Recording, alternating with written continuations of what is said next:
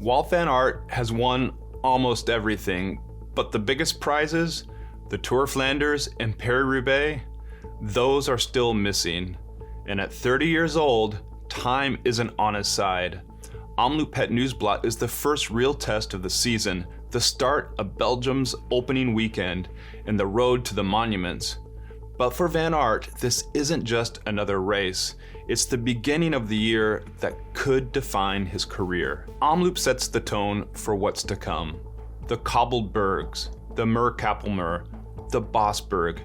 These climbs don't just decide the race, they foreshadow Flanders. We're just 1 month away from Flanders, and this is where the biggest names start sizing each other up. But Van Aert, well, he's running out of chances. He's skipping Strade Bianche and Milan-San Remo to focus everything on the cobbled classics. The plan is simple: peak for April and finally win Flanders and Roubaix. But bad luck has followed him. Last year he crashed at Dwars-Door-Vlaanderen. It took him out of the cobbled classics completely. And even before that, his battles with Mathieu van der Poel have rarely gone his way.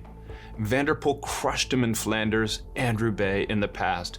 And now there's even a bigger problem. Tadej Pogačar, the Slovenian, seems able to drop in at any race and win. He's already confirmed for Flanders on April 6th, and there's talk he might race Roubaix on April 13th. Could Van Aert become the next Greg Van Avermaet, a Belgian great who never won his home race, the Tour of Flanders? He's won Omloop before, but if he wants to win a monument, he needs to start showing he can beat Van der Poel and Pogačar. Van Aert's form is still a mystery. He struggled in his season debut at the Klassieke Hyen and didn't win a stage at the Volta Algarve, but in that final time trial, he was second place, only beaten by Jonas Vingegaard, his teammate. Maybe his form is coming around. I look back on the first races with satisfaction, Van Aert said. The goal was to find that extra percentage in those first races, and I think I succeeded. He's cautious about Omloop, saying, "I'm a bit nervous. You can feel a bit of extra tension in everyone."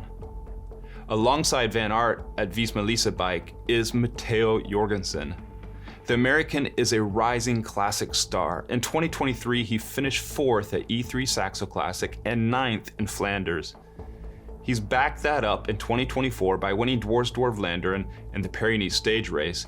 Now in the super team Visma, what's his role? Is he there to help Van Aert? Or is he a contender himself? One thing's for sure, he's one to watch. Van Aert is the favorite, but he's got serious competition for the race on Saturday, tomorrow. Jasper Philipsen, the fastest sprinter in the world, off the leash without Van der Poel at the race. Tom Pidcock and new team Q36.5, the most explosive rider in the peloton, I think. Jan Tratnik, last year's winner.